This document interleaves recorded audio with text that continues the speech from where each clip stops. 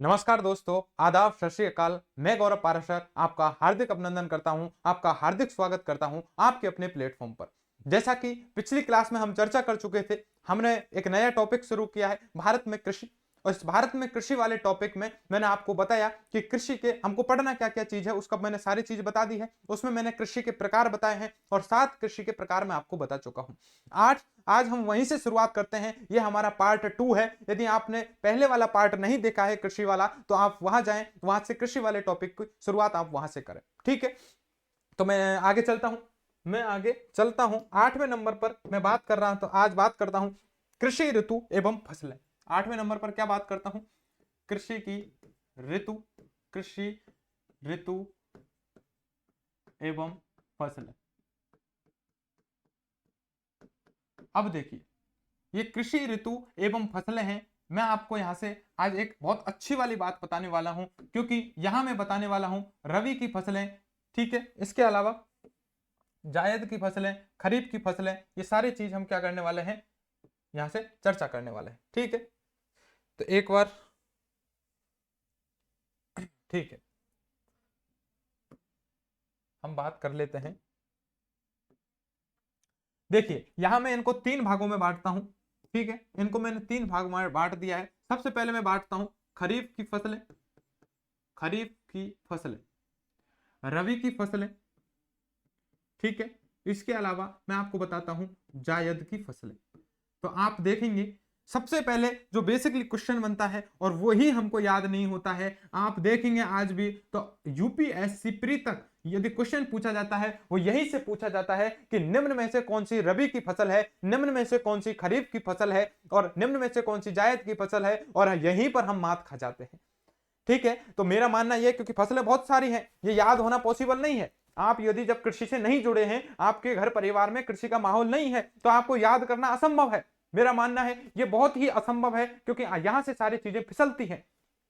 तो आपको ये कैसे तैयार करना है? मेरा मानना यह है, आपको कोई दो दो याद कर लेनी है।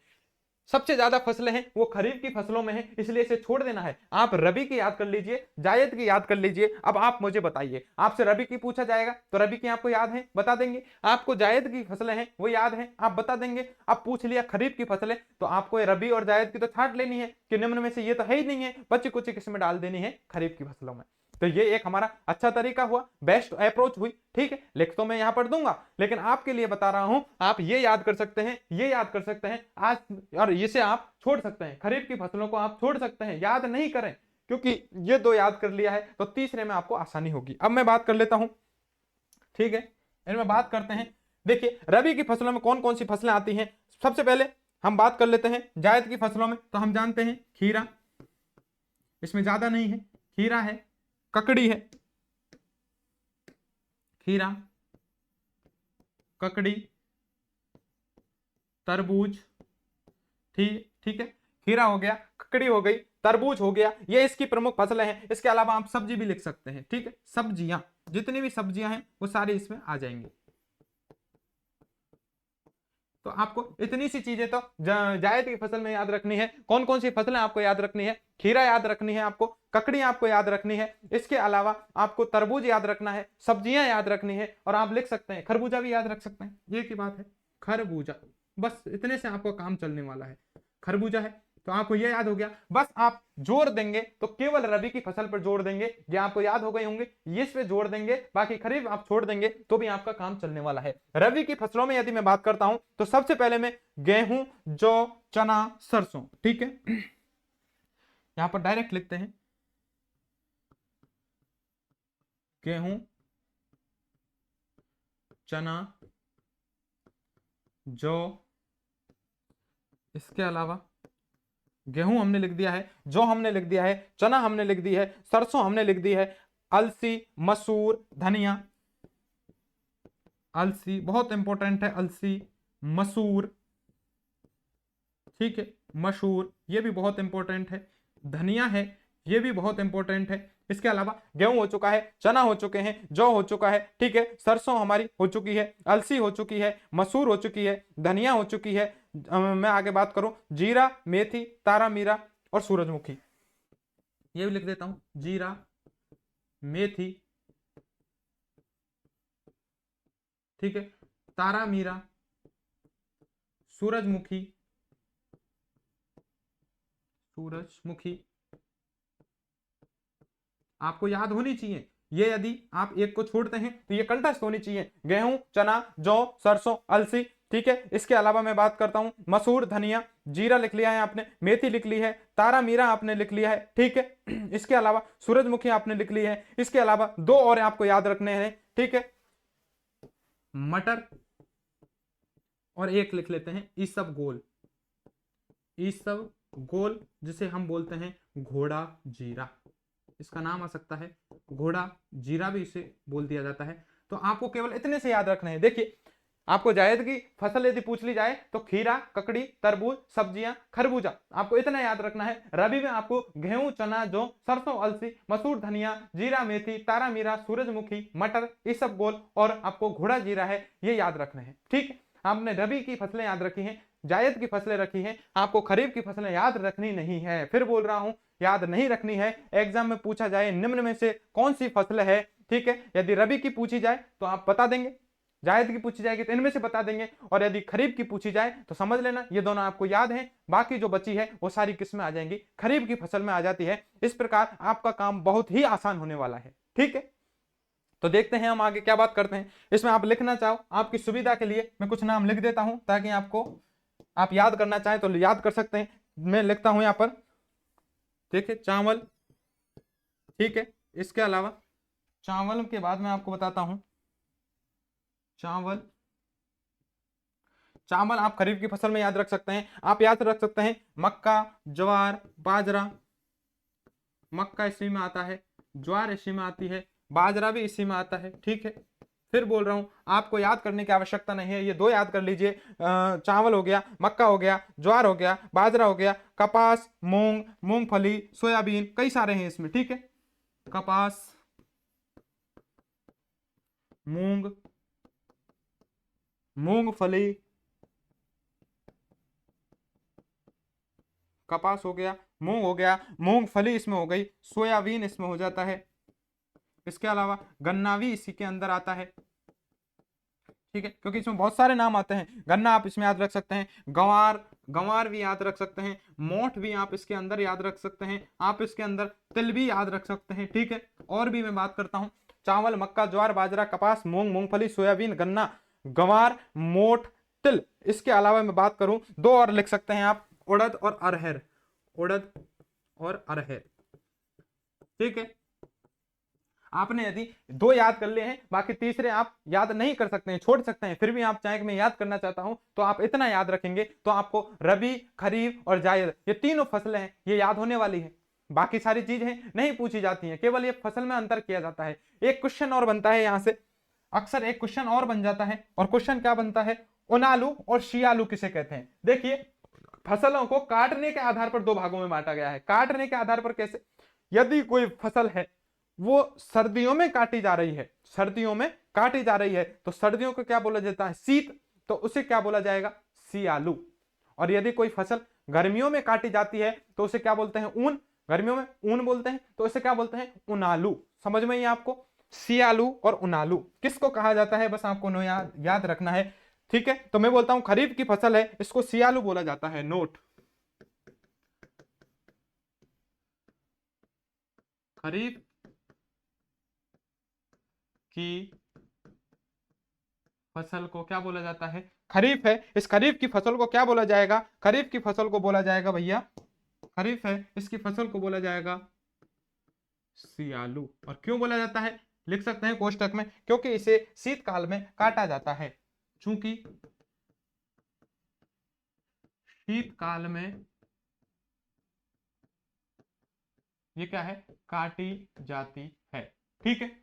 ये आपको याद रखना है। इस खरीफ के बाद में बात कर लेता हूं, ठीक है, ये कलर येलो ही लेता हूं। खरीफ के बाद यदि मैं बात करता हूं, खरीफ हमने बात कर ली है, इसके अलावा रबी की बात करता हूं, तो रबी की फसल को क्या कहा जाएगा, उनालू,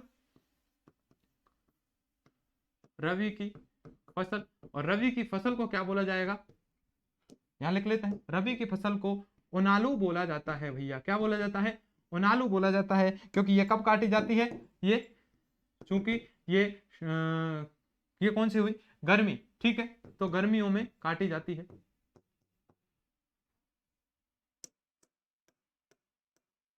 ये गर्मियों में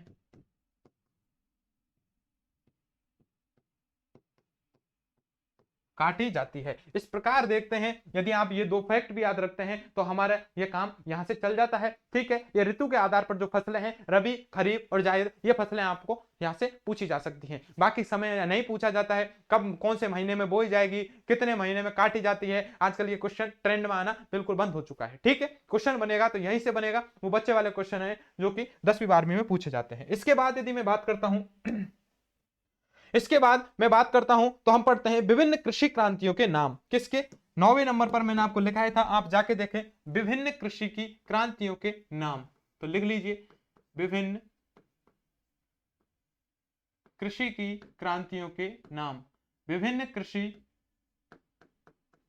क्रांतियों के विभिन्न कृषि क्रांतियों के नाम। आखिर इन विभिन्न कृषि की क्रांति हैं, इनको क्या क्या नाम से जाना जाता है? जैसे कि हम देखेंगे, गोल क्रांति किसे कहते हैं। इस लाइट को मैं भैया ऑफ करता हूं ताकि आपको साइड वाली लाइट से इफेक्ट नहीं आए। ठीक है, हाँ, मैं बात करता हूं विभिन्न कृषि क्रांतियों के नाम। तो सबसे पहले जैसे कि मैं बात करता हूं विभिन्न कृषि क्रांतियों में, हम देखते हैं कि जैसे हरित क्रांति है, इसको क्या बोला जाएगा? खाद्यान्न उत्पादन। ठीक है, हरित क्रांति। हरित क्रांति किसके लिए हुई थी? खाद्यान्न क्रांति। मैं बताने वाला हूं आपके लिए, हरित क्रांति किसके लिए हुई थी? खाद्यान्न के लिए हुई थी। तो खाद्यान्न, इसमें क्या हुआ था? उत्पादन। खाद्यान्न उत्पादन के लिए क्या, कौन सी क्रांति की गई थी? इसे हम जानते हैं हरित क्रांति, जो मैं विस्तार से चर्चा करने वाला हूं। प्रथम हरित क्रांति, द्वितीय हरित क्रांति, इनके ढंग से चर्चा करने वाला हूं। इसके अलावा श्वेत क्रांति है। श्वेत क्रांति है। श्वेत क्रांति किसके लिए की गई है? तो श्वेत क्या होता है? हमारा दूध होता है। श्वेत क्रांति, तो सफेद क्या होता है? दूध होता है। तो हम बोल सकते हैं पशुपालन या दूध के लिए क्रांति। ठीक है, तो हम क्या लिख सकते हैं? पशुपालन, पशुपालन, या क्या लिख सकते हैं? दुग्ध के लिए क्रांति, दुग्ध क्रांति। ठीक है, पशुपालन या दूध के लिए जो क्रांति की जाएगी वो कौन सी होगी हमारी? वो श्वेत क्रांति हो जाएगी। इसके अलावा हमारी हरित क्रांति, श्वेत क्रांति। इसके अलावा मैं बात करता हूं नीली क्रांति की, बात कर लेता हूं। ठीक है, नीली क्रांति की मैं बात करता हूं तीसरे नंबर पर, नीली क्रांति। और नीली क्या होती है? मछली। अरे नीले पानी में कौन रहती है? मछली। तो हम याद लिख सकते हैं कौन सी है ये नीली क्रांति? मछली पालन से संबंधित है। मछली पालन से संबंधित है, इसे हम बोल देंगे नीली क्रांति। इसके अलावा मैं बात करता हूं गुलाबी क्रांति की, बात कर लेता हूं। तो गुलाबी क्रांति है झींगा मछली से संबंधित। ठीक है, गुलाबी क्रांति, ये गुलाबी क्रांति है। ये गुलाबी क्रांति किससे संबंधित है? झींगा मछली, एक मछली का टाइप है झींगा मछली। आप कहोगे तो आपको दिखा दिया जाएगा। झींगा मछली के उत्पादन से संबंधित जो है उसे हम बोला जाता है गुलाबी क्रांति। इसके अलावा हरित क्रांति, श्वेत क्रांति, नीली क्रांति, गुलाबी क्रांति, लाल क्रांति की बात कर लेते हैं। लाल क्रांति। ठीक है, तो 5वें नंबर पर लाल। अब लाल क्रांति दो चीजों से संबंधित है, लाल टमाटर भी होता है और लाल मांस भी होता है। तो दोनों के लिए है। देखें कैसे, टमाटर या मांस के लिए क्या कर सकते हैं? मांस के उत्पादन से संबंधित जो क्रांति थी उसे हम लाल क्रांति के नाम से जानते हैं। तो देखिए, हरित क्रांति है सबसे पहले खाद्यान्न उत्पादन से संबंधित थी। श्वेत क्रांति है पशुपालन या दुग्ध क्रांति से संबंधित थी। नीली क्रांति की यदि मैं बात करता हूं तो नीली क्रांति है ये मछली पालन से संबंधित है। ठीक है, गुलाबी क्रांति है ये झींगा मछली उत्पादन से संबंधित है। लाल क्रांति की यदि मैं बात करता हूं तो लाल टमाटर भी होता है, लाल मांस भी होता है, इससे संबंधित है। इसके अलावा मैं बात करता हूं काली क्रांति की। काली क्रांति की जो ऊर्जा के गैर परंपरागत स्रोतों से है, और ये गैर परंपरागत स्रोत मैं आपको बता चुका हूं। ठीक है, मुझे बताएंगे आप कमेंट करके काली क्रांति कि ऊर्जा के गैर परंपरागत स्रोत कौन से हैं, आप मुझे कमेंट करके बताइए। तो ऊर्जा के गैर परंपरागत स्रोतों से संबंधित है। और मैं पिछले ही क्लास में जब मैंने आपको ये ऊर्जा वाला चैप्टर पढ़ाया है खनिज से पहले, तो आप मुझे बताइए, मैंने आपको पढ़ाया है परंपरागत और कौन सा है, गैर परंपरागत, दोनों बताए हैं। ये गैर परंपरागत है, इसे नवीकरणीय ऊर्जा स्रोत भी बोला गया है। ये कौन कौन से है मुझे कमेंट करके बताइए। उनके लिए जो क्रांति की गई है उसे हम काली क्रांति के नाम से जानते हैं। इसके अलावा मैं बात कर लेता हूं कि गोल क्रांति की, किसकी बात करता हूं, गोल क्रांति की बात कर लेता हूं भैया। गोल क्रांति, तो गोल, और गोल हमारा क्या होता है, आलू। गोल क्या होता है हमारा, आलू होता है। तो गोल क्रांति है, इससे आलू क्रांति के नाम से जाना जाता है, आलू के लिए क्रांति। ठीक है, आलू के लिए, जो आलू के लिए क्रांति की गई है भैया, उसको किस नाम से जाना जाएगा, उसको गोल क्रांति के नाम से जाना जाएगा। पीली क्रांति है, ये तिलहन या सरसों के लिए इसे जाना जाता है। ठीक है, पीली क्रांति, तो तिलहन या सरसों के लिए इसे जाना जाएगा, पीली क्रांति, पीली क्रांति है। ठीक है, और ये जो पीली क्रांति है, इस पीली क्रांति की मैं बात कर लेता हूं, तो पीली क्रांति को हम जानते हैं किसके लिए, तिलहन या सरसों, तिलहन या सरसों, तिलहन या सरसों की जो, ठीक है, इसके उत्पादन के लिए जो क्रांति है, उसके लिए हमने कौन सी क्रांति करनी पड़ी है, ये हमें पीली क्रांति करनी पड़ी है। देखिए भैया, हरित क्रांति की बात कर ली है, श्वेत क्रांति की बात कर ली है, नीली क्रांति की बात कर ली है, गुलाबी क्रांति की बात कर ली है, हमने लाल क्रांति की बात कर ली है, काली क्रांति की बात कर ली है, गोल क्रांति आलू के लिए की है, और पीली क्रांति की मैंने बात की है तिलहन या सरसों के लिए। ठीक है, इसके अलावा मैं बात कर सकता हूं रजत प्राप्ति, किसकी, रजत प्राप्ति या रजत क्रांति, रजत क्रांति की बात कर लेते हैं। रजत क्रांति किसके लिए की जाती है, देखिए, जो मुर्गी का अंडा होता है वो बिल्कुल चांदी की तरह होता है। ठीक है, तो यहां पर हम कर सकते हैं अंडे के लिए। ठीक है, तो अंडे या मुर्गी के लिए बात एक ही है, अंडा कहां से आया, मुर्गी से, तो अंडे या मुर्गी के लिए जो क्रांति की जाएगी वो कौन सी की जाएगी, यहां पर रजत क्रांति की जाती है। लगभग मैंने सारी क्रांतियां हैं एक जगह समेटने का यहां पर प्रयास किया है। इसके अलावा कौन सी बची है, बादामी क्रांति है, उसे लास्ट लिख लेते हैं, बादामी क्रांति, 10वें नंबर पर बादामी क्रांति। और मुझे बताइए, ये बादामी क्रांति है, ये मसालों से संबंधित है, जो भी हमारे मिर्च मसाले हैं, इन सभी मसाला उत्पादन से संबंधित जो हमने क्रांति की है वो कौन सी है, तो मसाला उत्पादन, मसाला उत्पादन से संबंधित जो भी हमने क्रांति की है वो क्रांति किस में आ जाती है, बादामी क्रांति आ जाती है। और मैं लास्ट यदि बात कर लूं, इन सभी क्रांतियों को सम्मिलित रूप में क्या नाम दे दिया गया है, तो सभी क्रांतियों को इंद्रधनुष क्रांति बोल दिया गया है। ठीक है, 11वें नंबर पर इंद्रधनुष क्रांति, इंद्रधनुष क्रांति। देखिए, इंद्रधनुष क्रांति इसका नाम क्यों दिया गया है, ठीक है, समस्त ऊपर उपरोक्त सभी क्रांतियों को एक साथ, तो उपरोक्त सभी क्रांतियों को मिलाकर, क्रांतियों को मिलाकर। ठीक है, यदि मैं बात करता हूं, देखिए अब हम चर्चा करते हैं, यदि मैं जब आपको प्रथम हरित क्रांति हुई, द्वितीय हरित क्रांति हुई, इसके बाद द्वितीय हरित क्रांति में कैसे ये निर्णय लिया गया कि क्यों ना जब भी हमारे किसान हैं ये मुनाफे में कैसे जाएं, इस घाटे को कैसे पीछा किया जाए, तो उन्होंने कहा कि आप समग्र कृषि है, ये समस्त क्रांति है, ये एक साथ आप खेत में करेंगे, कैसे करेंगे मैं आगे आने वाले आपके जो लेक्चर हैं उसमें विशेष ढंग से चर्चा करने वाला हूं। ठीक है, तो अभी हम बात करेंगे हरित क्रांति है, ये हमारे खाद्यान्न उत्पादन के लिए जो क्रांति की गई वो हरित क्रांति थी। हमने पशुपालन या दुग्ध में उत्पादन को बढ़ावा देने के लिए जो क्रांति की थी वो श्वेत क्रांति थी। मछली पालन को और बढ़ाने के लिए जो क्रांति की थी उसे नीली क्रांति का नाम दे दिया गया है। झींगा मछली के उत्पादन को, झींगा मछली है ये मांस उत्पादन में बहुत इंपॉर्टेंट है, झींगा मछली की मांग बहुत ज्यादा है, तो उसके उत्पादन को बढ़ावा देने के लिए जो क्रांति थी उसका नाम हमने दे दिया गुलाबी क्रांति। टमाटर और मांस के उत्पादन को बढ़ावा देने के लिए जो हमने क्रांति की है उसे हम लाल क्रांति के नाम से जानते हैं। ऊर्जा के गैर परंपरागत स्रोतों को बढ़ावा देने के लिए हमने जो क्रांति की है उसे हम काली क्रांति के नाम से जानते हैं। आलू को बढ़ावा देने के लिए हमने गोल क्रांति की है। तिलहन या सरसों को बढ़ावा देने के लिए हमने पीली क्रांति की है, ठीक है, क्योंकि सरसों पीली होती है। अंडे या मुर्गी के लिए, देखिए अंडा कैसा होता है, रजत आकार का, चांदी के आकार का, तो इसके लिए हमने रजत क्रांति की है। मसालाओं के उत्पादन के लिए बादामी, मसाले कैसे होते हैं, बादामी कलर के होते हैं, तो उनके लिए हमने क्या की है, बादामी क्रांति की है। और इन सभी क्रांतियों को जब एक साथ किया जाता है तो उसे हमने इंद्रधनुष क्रांति नाम दे दिया है, ठीक है। मुझे उम्मीद है ये सारी क्रांतियां आपके समझ में आई होंगी, ठीक है। आगे चलते हैं, हम इसके कौन सा कृषि का 9वां हिस्सा है वो पढ़ चुके हैं। पार्ट 10 में मैं बात करता हूं, तो पार्ट 10 में हम बात कर लेते हैं। सबसे पहले पार्ट 10 में मैंने आपको लिखा है प्रथम हरित क्रांति और द्वितीय हरित क्रांति। इसके लिए मुझे पूरा एक दिन चाहिए होगा, ठीक है, तो इसको हम कल पढ़ते हैं। आज हम इससे अगला वाला 11वें नंबर का पढ़ लेते हैं, ठीक है। 11 नंबर, तो 11 नंबर पर मैंने आपको लिखाया विभिन्न प्रकार की खेतियों के नाम। 11वें नंबर पर मैंने आपको लिखाया विभिन्न प्रकार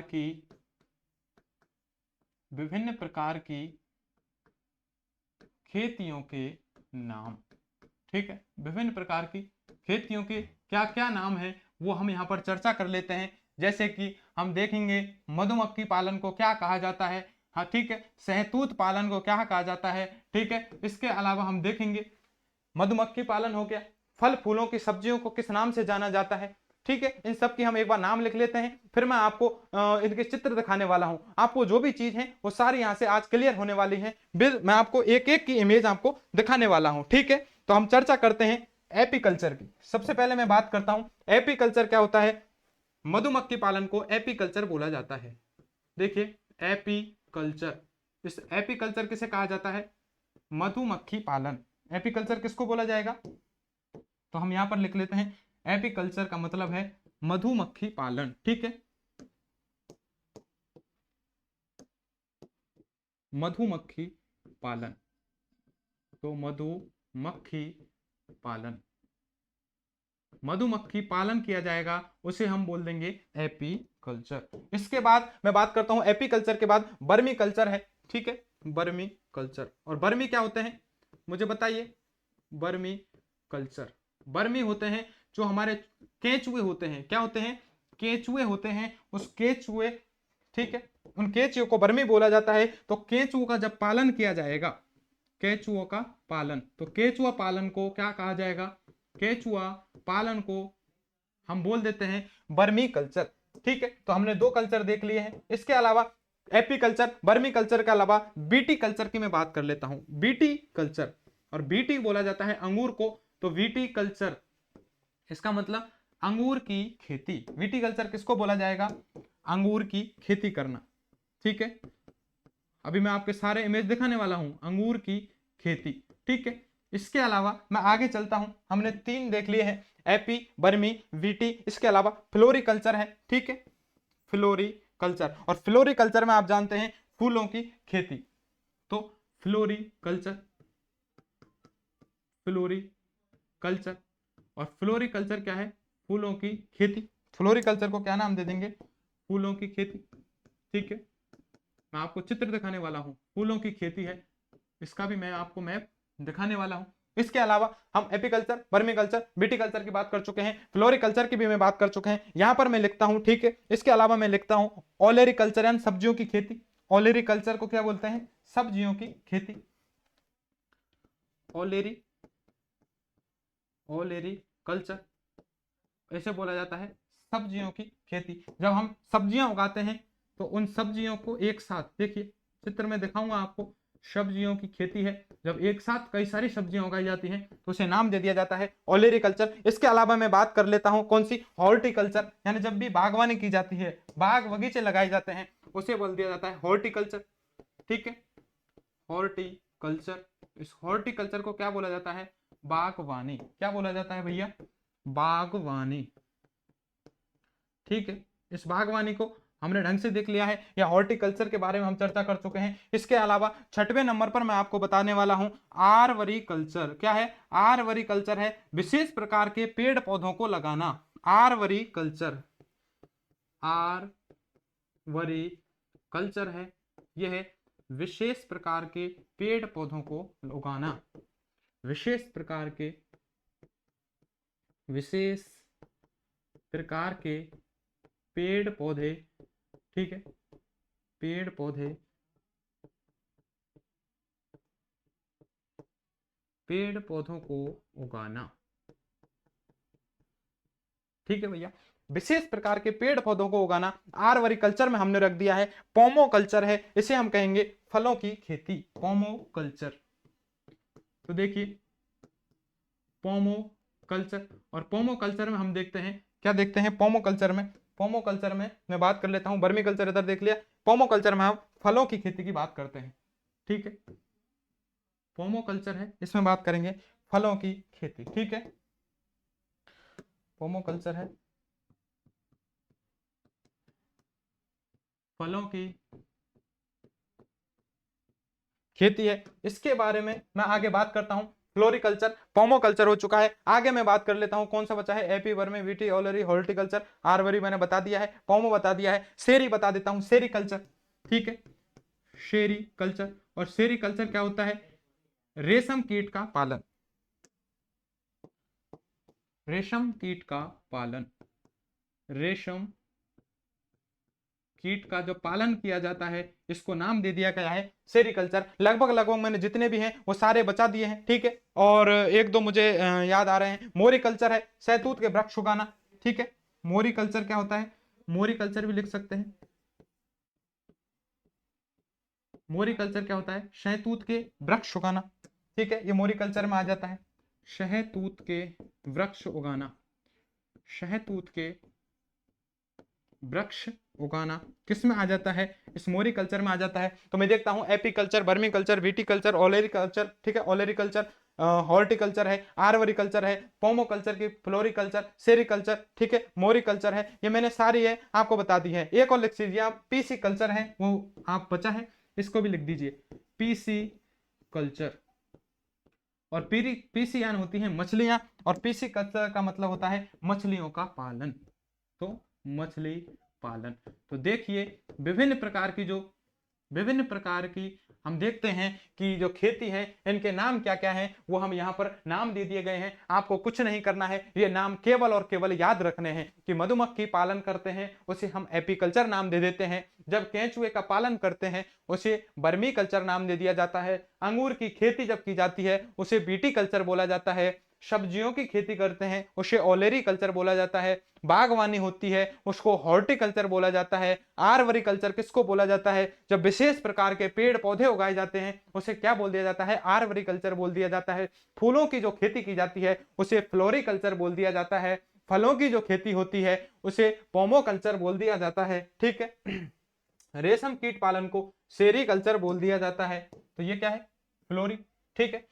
इसके अलावा सेरिकल्चर है, रेशम कीट पालन को बोल दिया गया है, मोरिकल्चर, शहतूत के वृक्ष जब लगाए गए हैं, इन जो उगाए गए हैं इनको मोरिकल्चर बोल दिया गया है। और पीसी कल्चर में हम देखते हैं मछली पालन है, इसको पीसी कल्चर बोल दिया गया है। आप चाहो तो मैं आपको इमेज दिखा देता हूं, चलिए आखिर ये पालन कैसे किया जाता है मैं बात कर लेता हूं, ठीक है।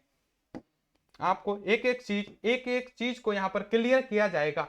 सबसे पहले मछली की बात कर लेते हैं, तो पीसी कल्चर कैसे किया जाता है, देखिए यहां पर बड़ी मात्रा में क्या किया गया है, मछलियों को उगाया गया है, ठीक है। ये देखिए यहां पर पीसी है, ये पीसी मतलब मछलियां, और मछलियों को एक साथ जब रखा गया है, मछलियों का एक साथ यहां पर क्या किया है, पालन किया गया है, इसे क्या बोल दिया गया है, पीसी, इसे पीसी कल्चर बोला गया है। क्या बोला जाता है, पीसी कल्चर। तो आप यहां पर लिख सकते हैं, आप चाहे यहां पर लिख सकते हैं, ठीक है। ये क्या है, पीसी कल्चर है, ये है हमारा पीसी कल्चर, ठीक है। आप आराम से देख सकते हैं, पीसी यानी होती है मछलियां, और मछलियों को जब ऐसे पाला जाता है तो इसे बोल दिया जाता है पीसी कल्चर, ठीक है। मैं एक बार पीछे हटता हूं ताकि आपको साफ नजर आए, आप स्क्रीनशॉट लेना चाहें तो ले सकते हैं। इसे क्या बोला जाता है, पीसी कल्चर। आपको समझ में आया है, पीसी कल्चर क्या है, मछली पालन। मछलियों को जब ऐसे इस पद्धतियों द्वारा पालन किया जाता है तो उसे क्या बोला जाता है, पीसी कल्चर। शेप कर देता हूं, आगे देखिए, आगे मैं आपको बता देता हूं। देखिए मैंने आपको बताया था सेरिकल्चर, सेरिकल्चर के बारे में बता देता हूं। यह है रेशम के कीट का पालन, यानी जो ये हमारा कीट होता है, ठीक है, ठीक है। आप ढंग से इस चित्र को देखिए, ठीक है। रेशम कीट का जब पालन किया जाता है, ठीक है, रेशम कीट का पालन जिसे सेरीकल्चर बोला जाता है। तो ये रेशम कीट का पालन यहां पर कर रहे हैं, देखिए शहतूत के वृक्ष पर, इसे क्या बोला जाता है? सेरीकल्चर। इसे क्या बोला जाएगा? देखिए ये जो व्हाइट व्हाइट आपको दिख रहे हैं ये सारे क्या है? रेशम के कीट हैं। ये रेशम के कीट का पालन है, ये सेरीकल्चर है, ठीक है। तो इसे लिख सकता हूं रेशम के कीट का पालन, रेशम कीट का पालन, ठीक है। यहां लिख देता हूं, यह है रेशम कीट का पालन, यहां लिखते हैं रेशम कीट का पालन। और रेशम कीट का जो पालन है इसको ये क्या नाम दे दिया गया है? बताइए। रेशम कीट का जो पालन है इसे नाम दे दिया गया है भैया सेरीकल्चर हो रही है। ये कौन सी खेती हो रही है? सेरीकल्चर, सेरीकल्चर यहां पर हो रही है, ठीक है। ये आपको जो व्हाइट व्हाइट दिख रहे हैं, ये व्हाइट व्हाइट क्या है? ये बताइए मुझे। ये व्हाइट व्हाइट आपको क्या दिख रहे हैं? रेशम के कीट हैं। ये रेशम के कीट हैं, अपनी लार से रेशम तैयार करेंगे, इस प्रकार ये सेरीकल्चर है। आपको दिख गया होगा और मैं आपको दिखाने वाला हूं, ठीक है। और देख लीजिए आप, सेरीकल्चर के बाद ओलेरीकल्चर देख लीजिए। ओलेरीकल्चर में क्या होता है मुझे बताइए। ओलेरी जो कल्चर होता है इसे क्या बोला जाता है? मैंने आपको ओलेरीकल्चर बताई है या नहीं? बताइए बताइए। तो देखिए जब विभिन्न स्तर पर एक साथ सब्जियों को उगाया जाता है उसे ओलेरीकल्चर बोला जाता है। तो आप देखिए यहां पर ये सब्जियां हैं, एक साथ कई सारी सब्जियों को उगाया गया है, इन्हें क्या बोला गया है? ओलेरीकल्चर। क्या बोला गया है? ओलेरीकल्चर, ठीक है। तो यहां लिख दो, ये है ओलेरीकल्चर। ये ओलेरीकल्चर है। यहां पर ये सब्जियां हैं, इनको एक साथ उगाया गया है। मैं पीछे हटता हूं ताकि आपको एक एक चीज नजर आए। देखिए ये रो है, इस पद्धति में क्या है? विभिन्न प्रकार की खेतियों जो सब्जियां हैं उनको एक साथ उगाया गया है। इसे हमने क्या नाम दे दिया है? ओलेरीकल्चर है। क्या नाम दे दिया है? ओलेरीकल्चर, ठीक है। आप इसको देख सकते हैं, ढंग से स्क्रीनशॉट भी इसका ले सकते हैं। आगे मैं बढ़ता हूं, ओलेरीकल्चर के बाद और भी बता देता हूं मैं आपको, ठीक है। आपके सामने और इमेज लेके आया हूं। फ्लोरीकल्चर की बात कर लेता हूं। जब एक साथ कई मात्रा में फूलों का उत्पादन किया जाता है उसे बोला जाता है भैया फ्लोरीकल्चर, ठीक है। क्या बोला जाता है? फ्लोरीकल्चर इसको बोला जाता है। देखिए जब एक साथ इतनी मात्रा में फूलों का उत्पादन किया जाता है तो इसे क्या बोला जाता है? फ्लोरीकल्चर बोला जाता है, ठीक है। तो ये क्या है? फ्लोरीकल्चर। यहां लिख दूं मैं फ्लोरी, ठीक है, फ्लोरीकल्चर। ये फ्लोरीकल्चर है, ठीक है। जब एक साथ इतनी अत्यधिक मात्रा में फूलों को एक साथ उगाया जाता है तो इसे क्या बोल दिया जाता है? फूलों की खेती को फ्लोरीकल्चर बोल दिया जाता है। मैं पीछे हटा हूं ताकि आप इसका स्क्रीनशॉट लेना चाहें तो स्क्रीनशॉट ले सकते हैं, ठीक है। मैं आगे चलता हूं और भी आपको कुछ चीज दिखाता हूं ताकि ये हमारा जो सेशन है बहुत आपको मजेदार लगे। आप अपने दोस्तों के साथ इसे शेयर करें, ठीक है, कि यहाँ पर ऐसी ऐसी चीजें हैं, नई नई टेक्निकों का प्रयोग करके आपको सब कुछ सिखाया जाता है, ठीक है। इसके अलावा मैं बताऊं आपको और क्या ऐड कर सकते हैं हम। देखिए इसके अलावा मैं आपको बता सकता हूं, ये लीजिए भैया, ये क्या है? देखिए मधुमक्खी का पालन है। मधुमक्खी का पालन है। मुझे आप बताइए मधुमक्खी का पालन है, इसको किस नाम से आप जानेंगे? मधुमक्खी का ये पालन कर रहे हैं, ठीक है। ये मधुमक्खी है। देखिए ऐसे बहुत सारी पेटियां लगाई गई हैं। ये एक पेटी है, दो पेटी, तीन पेटी, चार पेटी, पांच पेटी, ऐसी कई सारी पेटियां हैं। ये लगा दी जाती हैं और कहां लगा दी जाती हैं? जहां भी फूल वाले पेड़ पौधे होते हैं, फसल होती है, उसके आसपास लगा दिए जाते हैं। आपने अपने गांवों में भी देखा होगा कि जहां पर सरसों होती है तो सरसों में पीला फूल होता है, उसके आसपास ऐसे लोग आते हैं जो कई सारी पेटियां रख करके चले जाते हैं, क्योंकि उनको पता है फूलों में से रस चूस के मधुमक्खियां आएंगी और कहां पर? इन पेटियों के अंदर रस जमा करेंगी, ठीक है। तो हम बात कर लेते हैं, कौन सी बात करते हैं? ये हो गई हमारी मधुमक्खी पालन है। ये क्या है? मधुमक्खी पालन, जिसे एपीकल्चर बोला जाता है। क्या है बोला जाता है? एपीकल्चर। तो ये है एपीकल्चर। तो एपीकल्चर आप समझ गए, मधुमक्खी पालन हो रहा है यहाँ पर। तो ये मधुमक्खी का पालन है जिसे क्या बोला गया है? एपीकल्चर। देखिए मैं पीछे हटता हूं, आप स्क्रीनशॉट ले सकते हैं। एक एक चीज यहाँ पर ढंग से आपको विस्तार पूर्वक चित्रात्मक पढ़ाई जा रही है। यदि अभी भी यदि आप मुझे सपोर्ट नहीं करते हैं तो इसमें आपकी गलती है। आपको अभी क्या करना है कि अभी दोस्तों के साथ इसे शेयर करना है, ताकि एक एक चीज आपके यहाँ से जो डाउट है वो सारे डाउट यहाँ से क्लियर होने लग जाए, ठीक है। इसके अलावा मैं बात करता हूं बच्चा बर्मी कल्चर की। बर्मी कल्चर क्या है, देखिए बर्मी कल्चर क्या है, ये है हमारे बर्मी। बर्मी क्या बोला जाता है, इनको बोला जाता है केचुआ। देखिए जब ऐसे बहुत सारी मात्रा में ऐसे ये केचुए हैं लंबे लंबे, ये केचुओं को पालन किया जाता है। आखिर केचुओं का पालन क्यों किया जाता है, केचुओं का पालन क्यों किया जाता है, केचुओं का पालन इसलिए किया जाता है, इसको लिख देता हूं भैया बर्मी कल्चर।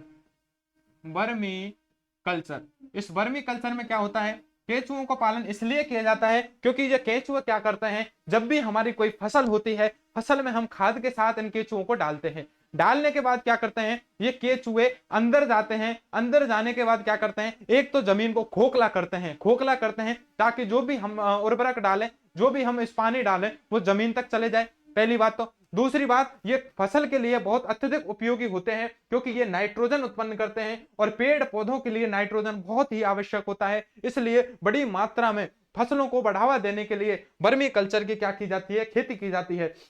आप अपने आसपास ऐसी कई सारी यूनिवर्सिटीज हैं और ऐसे कई कई सरकार के संस्थान हैं जहां पर वर्मी कल्चर है। आप जाएंगे तो मात्र वहां पर नाम मात्र शुल्क में 20-25 रुपए में आपको 1 किलो ये जो वर्मी कल्चर है ये दे दिए जाते हैं। बिल्कुल जी, मैं बिल्कुल सही बोल रहा हूं, आपको तोल के दिए जाते हैं कि आधा किलो 1 किलो ऐसे वर्मी कल्चर आपको दे देंगे, मात्र आपसे 20-25 रुपए हैं वो शुल्क लिया जाएगा, ठीक है। और आप जाकर के अपने खेत में इनको डाल सकते हैं। तो ये जो खेती बड़े मात्रा पर उगाया जाता है उसे वर्मी कल्चर नाम दिया जाता है, ठीक। तो यहां से आप देख लीजिए इनको, ये वर्मी कल्चर है। इसके अलावा इसको ऐड कर देता हूं और मैं आपके सामने क्या लाया हूं वो भी देख लीजिए आज आप। वर्मी कल्चर मैंने आपको दिखा दिया है, ठीक है भैया। वीटी कल्चर मैं आपको दिखा देता हूं। ये वीटी कल्चर क्या होता है, अंगूर की खेती। अंगूर की खेत है। अब मुझे बताइए, कमेंट करके बताएं, अंगूर का पेड़ होता है या अंगूर की बेल होती है, मुझे बताइए। अंगूर का पेड़ होता है या अंगूर की बेल होती है, सबसे पहले आप मुझे ये बताएं, फिर मैं आपको विटिकल्चर पढ़ाने वाला हूं, ठीक है। ये क्या है, हमारा विटिकल्चर है। विटिकल्चर में हम क्या देखते हैं, अंगूर की खेती। तो ये है विटिकल्चर, यहां लिख देता हूं विटिकल्चर, ये है विटिकल्चर, ठीक है। आपको साफ नजर आ रहा होगा, इसे मैं बोल दिया है विटिकल्चर। तो इसमें बहुत अत्यधिक मात्रा में हम क्या उगाते हैं भैया, इसमें हम अंगूर की खेती करते हैं। देखिए ये हमारे अंगूर लटक रहे हैं, ठीक है। तो इन अंगूरों को क्या बोला जाता है, बीटी कल्चर बोला जाता है। अब मुझे आप कमेंट करके बताएं कि अंगूर की बेल होती है या पेड़ होती है। आप कहेंगे गुरुजी इसमें तो पेड़ दिख रहे हैं, यही आपकी सबसे बड़ी गलतफहमी है। आपको हिंट दे दी है, ये मैं अब नेक्स्ट वीडियो में बताने वाला हूं कि अंगूर की बेल होती है, अंगूर की पेड़ होता है अंगूर का। आप कमेंट करके मुझे बताएं, अपने आसपास जो लोग हैं उनसे पूछें इस बारे में कि अंगूर की खेती जो खेती करते हैं तो वो पेड़ में अंगूर आते हैं या बेल में आते हैं, ठीक है। आगे आपको यदि अब ये सेशन पसंद आ रहा है, एक एक चीज आपकी यहां से क्लियर हो रही है, तो अपने दोस्तों के साथ इसे जरूर शेयर करें, ठीक। आप नहीं तो आप मुझे ऐसा करना डिमोटिवेट कर रहे हो।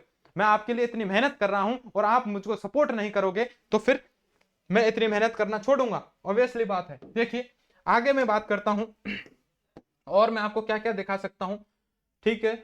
मैं आज सारी आपको जो भी चीज लेकर के आया हूं मैं ढंग से दिखाने वाला हूं। ट्रक फार्मिंग आपको दिखा चुका हूं, दजिया वर्निंग एग्रीकल्चर में आपको दिखा ही चुका हूं, विटिकल्चर, वर्मी कल्चर, ठीक है, एपीकल्चर आपको दिखा चुका हूं। इसके अलावा मैंने आपको पीसी कल्चर दिखा दी है, सेरीकल्चर दिखा दी है, ओरिकल्चर दिखा दी है, फ्लोरिकल्चर दिखा दी है, ठीक है भैया। लगभग जितने भी कल्चर हैं वो सारे मैंने आपको दिखा दिए हैं। इस प्रकार हम देखते हैं आज के सेशन को हम यही समाप्त करेंगे और नेक्स्ट सेशन से हम प्रारंभ करेंगे कि भारत में प्रथम क्रांति कैसे होती है, कहां से इसका प्रारंभ हुआ है, क्या इसके फायदे हुए हैं, किन किन राज्यों में के किसान तो संपन्न हो चुके हैं, लेकिन इसके नुकसानों में देखेंगे कि किस राज्य के किसान गरीब रह चुके हैं, किन किन राज्यों में कौन कौन सी फसलों को तो इसमें बढ़ावा मिल गया है, कौन कौन सी फसल है जो बेचारी हुई ही नहीं है इसके अंतर्गत, जिन्हें हमने जैसे चने की दाल है इसका आयात बहुत ज्यादा विदेशों से हमें करना पड़ा। आखिर ऐसा हुआ क्यों, प्रथम हरित क्रांति क्यों की गई, हमारे पास कितने दिन का अनाज बचा था पूरे देश में, ठीक है। आपातकाल की स्थिति क्यों आई, क्यों जरूरत पड़ी कि कैसे कैसे हमें द्वितीय हरित क्रांति करनी है। हम इस सारे क्वेश्चनों को डाउट करेंगे, जो भी डाउट है सबको दूर करेंगे। कैसे हमें अमेरिका ने पागल बनाया है, कैसे अमेरिका ने, आप जो हमारे खेतों में देखते हैं कि सबसे ज्यादा खरपतवार उगता है, ठीक, फसल से ज्यादा खरपतवार उग जाता है और फिर खरपतवार को मारने के लिए भी दवाई हमें मंगानी पड़ती है। तो इस प्रकार से खरपतवार भी उगाने के लिए अमेरिका ने हमारे साथ कैसे चालबाजी की है, फिर उसे मिटाने के लिए कीटनाशक भी अमेरिका ने बनाए हैं, तो दोहरे हमसे कमाई करी है। यह अमेरिका की एक चाल है, इसे हम समझेंगे और वर्तमान में हम इससे कैसे उबर रहे हैं इसके बारे में हम साथ बात करेंगे। ठीक है, तो अगले सेशन है बहुत इंपॉर्टेंट होने वाला है। जैसे कि आप देख रहे हैं पिछले 2 सेशन हैं बहुत ही गजब के रखे हैं, एक एक चीज आपको चित्रात्मक बताई गई है, तो आप मुझ पर उम्मीद रखिए, आप मुझसे जो उम्मीद करे बैठे हैं, ठीक, तो आप मैं इस पर खरा उतरने वाला हूं। फिर आपसे ये विश्वास दिलाता हूं कि आप यदि लगातार मेरे सेशंस को देख रहे हैं, लगातार किसी एक टॉपिक को आप कंप्लीट देख चुके हैं, तो मेरा ये दावा है और ये वादा भी है कि आप सारे टॉपिक्स हैं वो यहीं से पढ़ने वाले हैं। ठीक, क्योंकि उनके पीछे बहुत तगड़ी मेहनत की गई है, सारी चीज है मैप में इनको बनाया गया है। तो मैं आपसे यही निवेदन करता हूं, यदि आपको ये अच्छा लगता है तो आप अपने दोस्तों के साथ इसे जरूर शेयर करें, ठीक, ताकि हमें थोड़ा सा मोटिवेशन मिल सके। बस इसी उम्मीद और इसी आशा के साथ कि आप बहुत अच्छी तरह से पढ़ रहे होंगे, आज के सेशन को यहीं समाप्त करते हैं। तब तक के लिए धन्यवाद, नमस्कार, आदाब, सत श्री अकाल, जय हिंद, जय भारत।